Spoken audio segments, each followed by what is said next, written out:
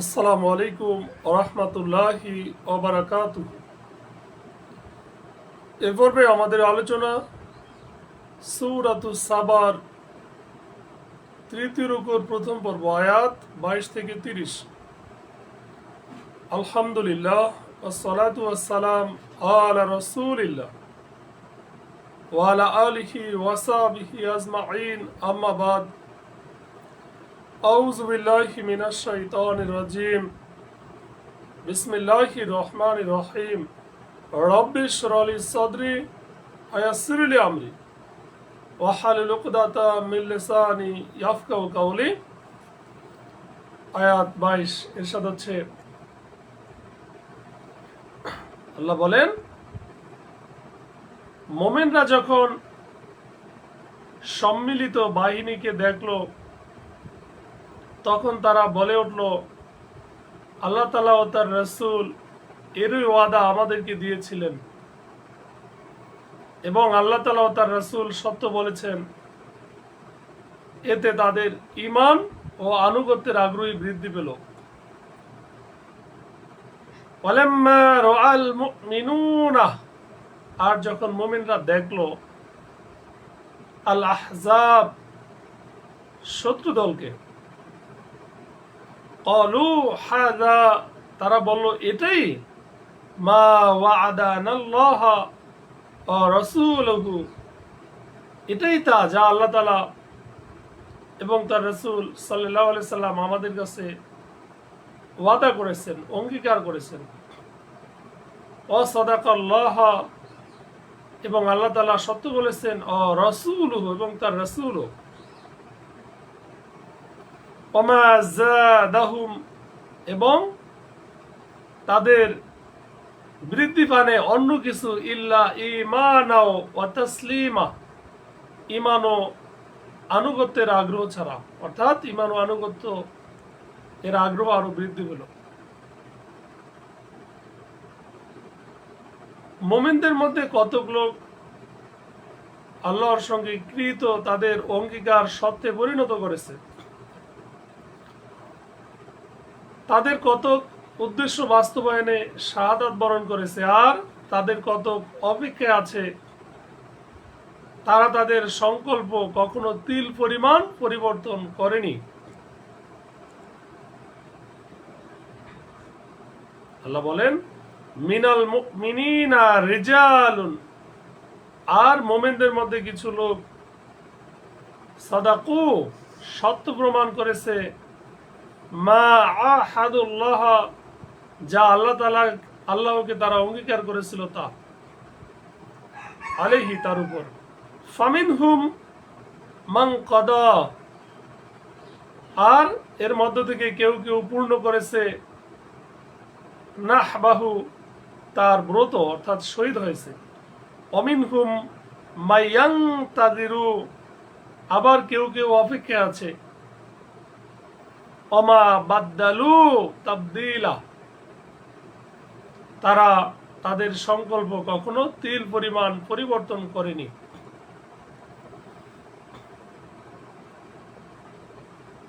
যাতে আল্লাহ তাআলার ওয়াদার প্রতি সত্যবাদীদেরকে তাদের সত্যবাদিতার পুরস্কার দেন, আর মুনাফিকদের ইচ্ছে করলে শাস্তি দেন অথবা তাদেরকে ক্ষমা করেন। আল্লাহ তাআলা পরম ক্ষমাশীল, পরম দয়ালু।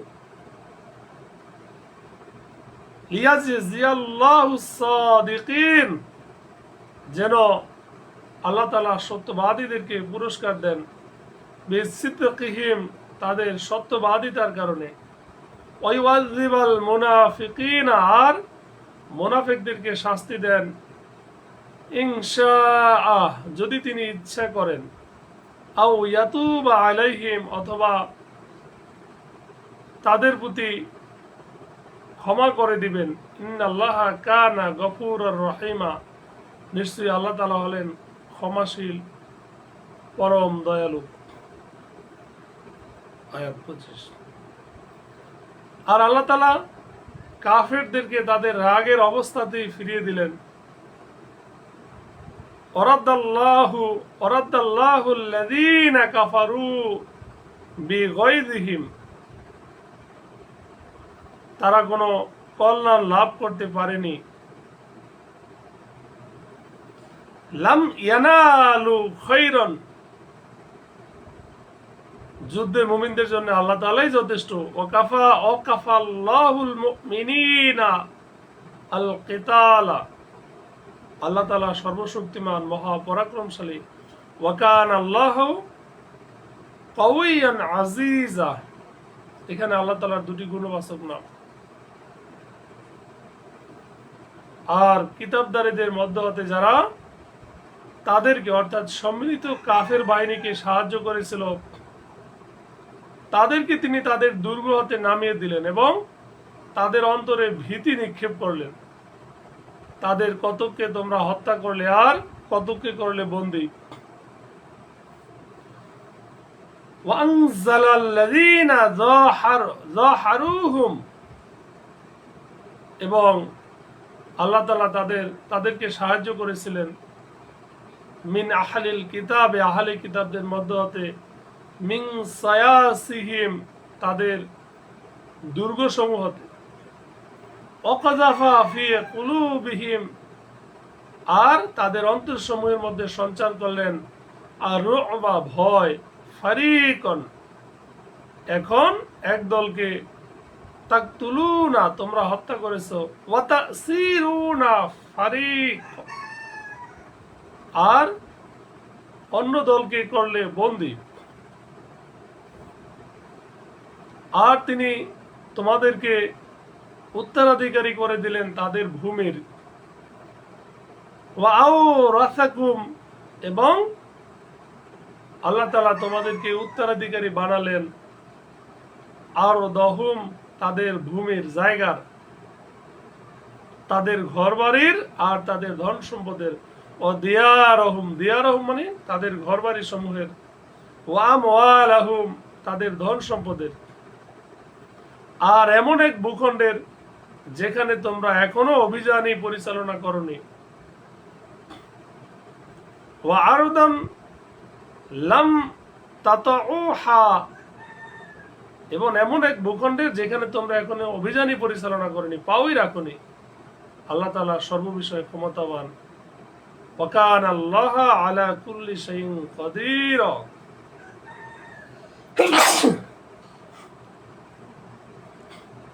আয়াত 28। আল্লাহ এখানে ঈমানদারদেরকে লক্ষ্য করে বলেন, বিশেষ করে নবীকে লক্ষ্য করে বলেন, হে নবী সাল্লাল্লাহু আলাইহি সাল্লাম,